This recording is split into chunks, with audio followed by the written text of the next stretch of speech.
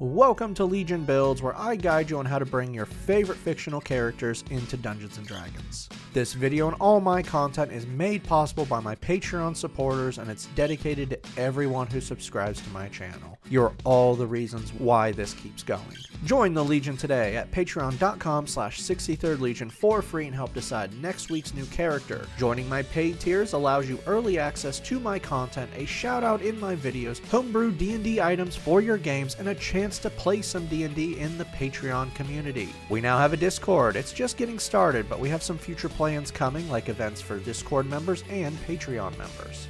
It's time to return to the fog with a truly disturbing individual, Taros Kovacs, also known as the Knight. As a child, Taros suffered a horrific event, but while some would become broken, he became inspired. We're not going to go much over the event in question because the most important part of his backstory is the fact that he witnessed and experienced something so horrific that a normal person would have become completely broken, but he just went more. Over the next several years, he was a monster of a warrior. He learned numerous skills such as tactics, blacksmithing, interrogation, and swordsmanship. When he wasn't massacring his enemies, he combed through everything and every place he could find, always searching for what he called the Sublime. After more horrific events, mostly caused by him, but a few things against him, Taros finally discovered the Sublime when the entity took him. Now transformed by the entity, he has become the Knight and happily plays within the games. The entity has gifted his Knight with the ability to summon allies to his side, or they look like his allies. In life, he had 3 true friends, but now he can summon their horrific and twisted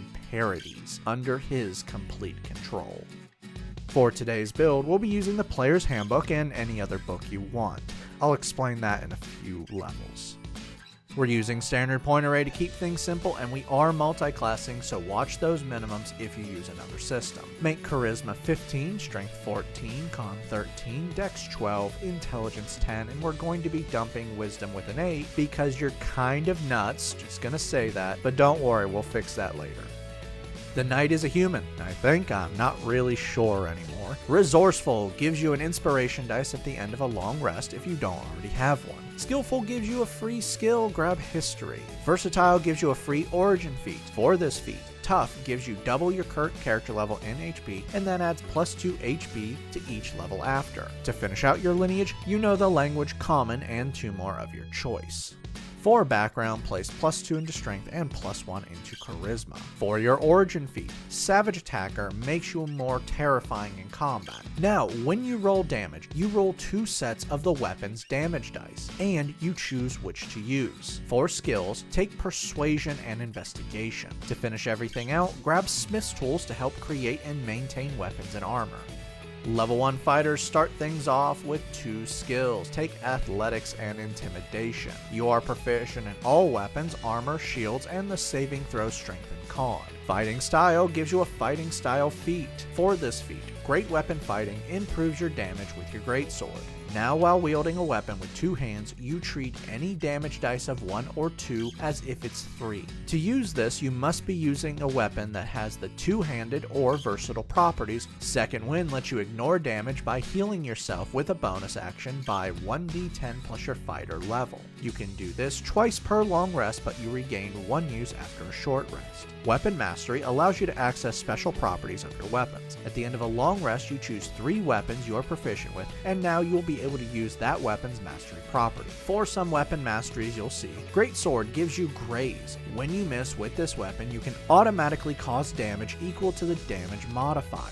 And that's all, because that's the only weapon you use. Don't worry, you can change this up since you're good with every other weapon. Time for the Sublime.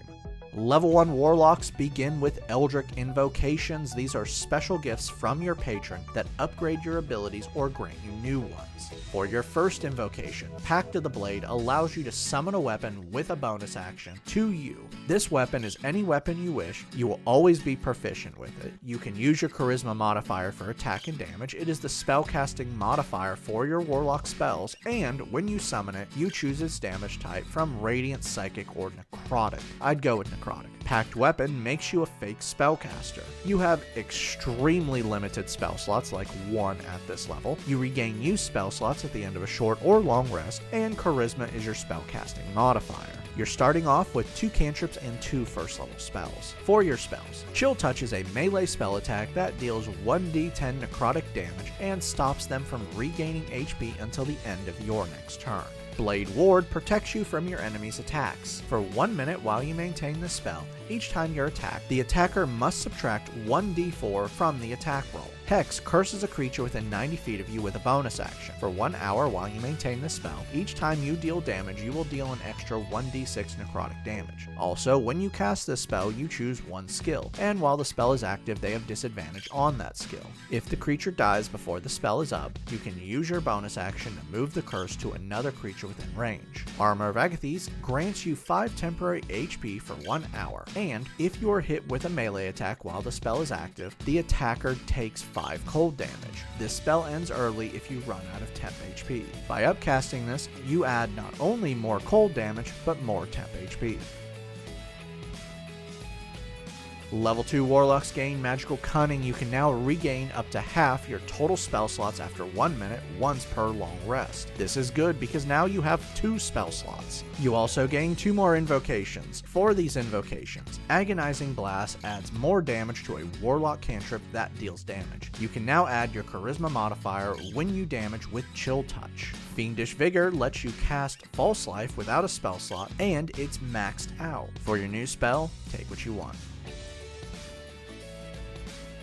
Level 3 Warlocks now have access to their subclass, and I'm skipping this. Yeah, that's right, I'm not going to give you a subclass. Why? Because base Warlock gets everything we need. Subclass would just add extra flavor, so I want you to choose how you see this. Want fire damage? Take Fiend. Want to become a Warrior of Cthulhu? Go Old One. The sky's the limit with this. Your spell slots are also upgraded to 2nd level. That's right, now anytime you cast a spell with Warlock spell slots, it will be at 2nd level. So look at your spells and see which ones gain more damage or increase in their abilities. For your new spell, Hold Person summons your friends to grab a humanoid within 60 feet. Targeting a person, you force a wisdom save, and if they fail, your friends appear and hold them, making the person paralyzed for 1 minute while you maintain this spell. While active, they can retake the save at the end of each of their turns. Level 4 Warlocks earn our first ability score improvement, Raise Charisma, for more attack, damage, spell attack, and DC. For your new spell, take what you want. You gain 1 spell of 1st or 2nd level here, and 1 cantrip. By the way, you've hit character level 5, bring your proficiency bonus to +3. Chill Touch now deals 2d10 necrotic damage.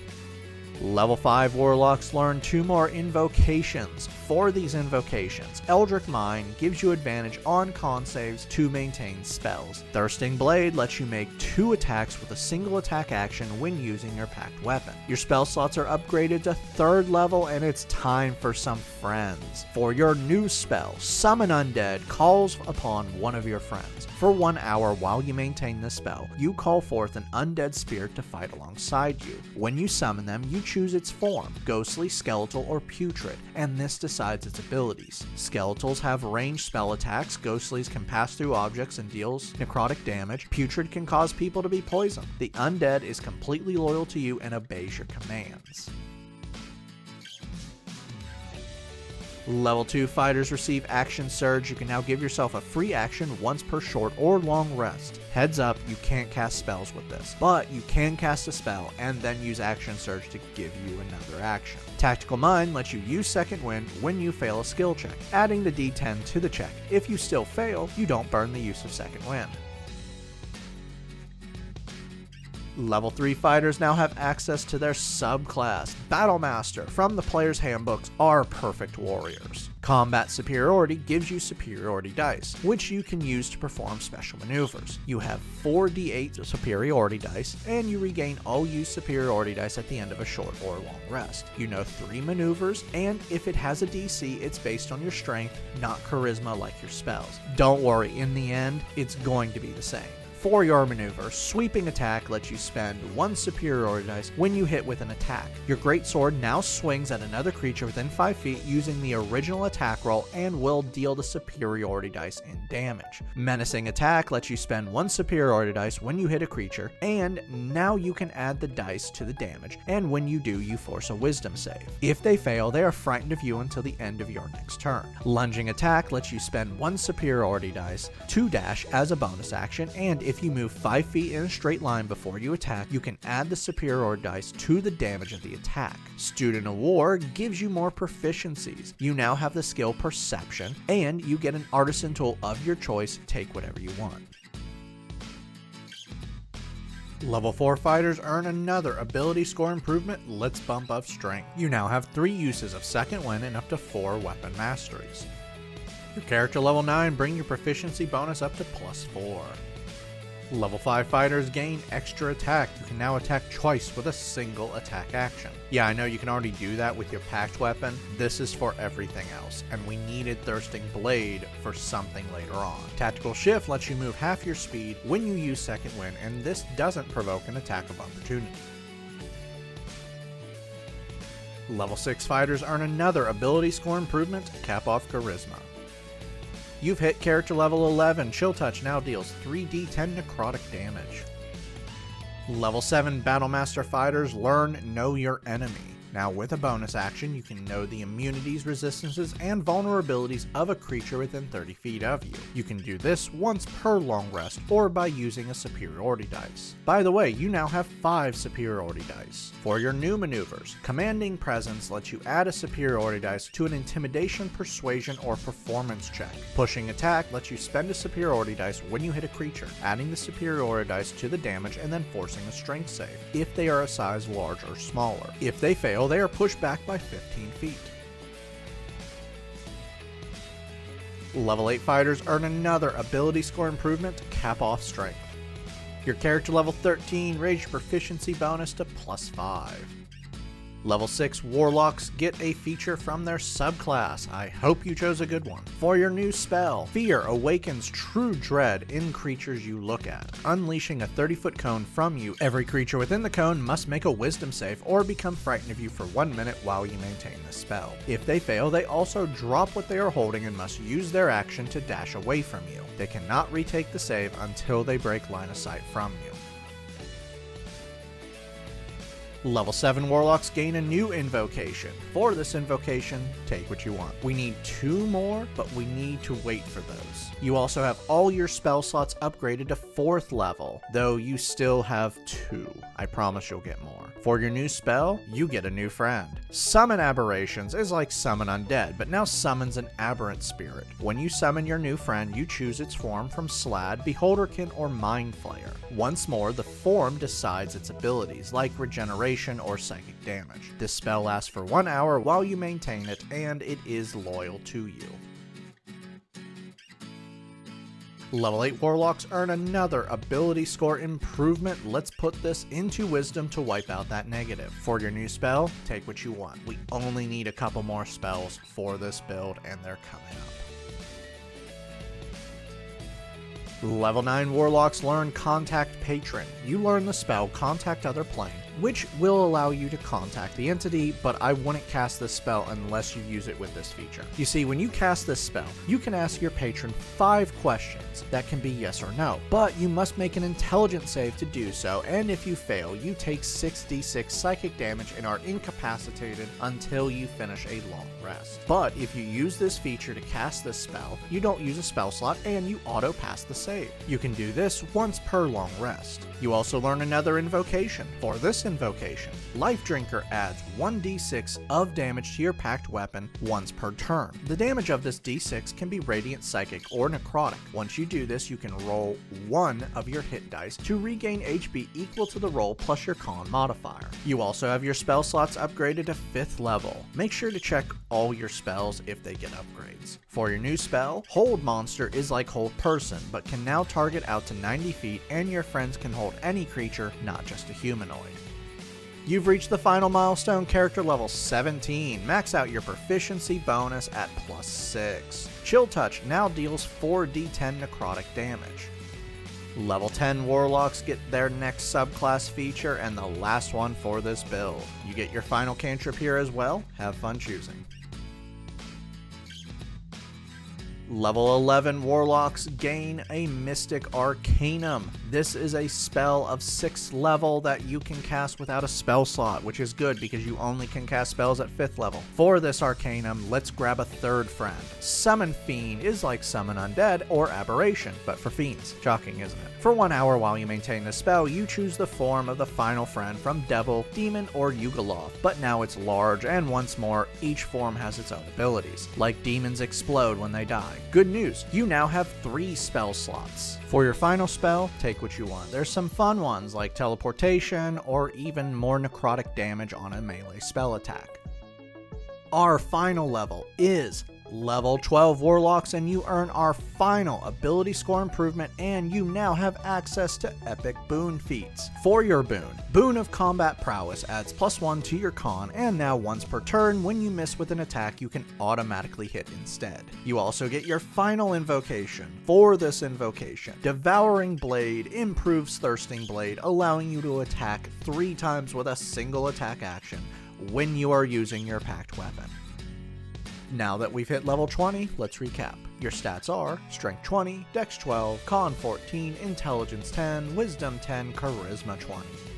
Your total class levels are Fighter 8, Warlock 12. Let's dive in.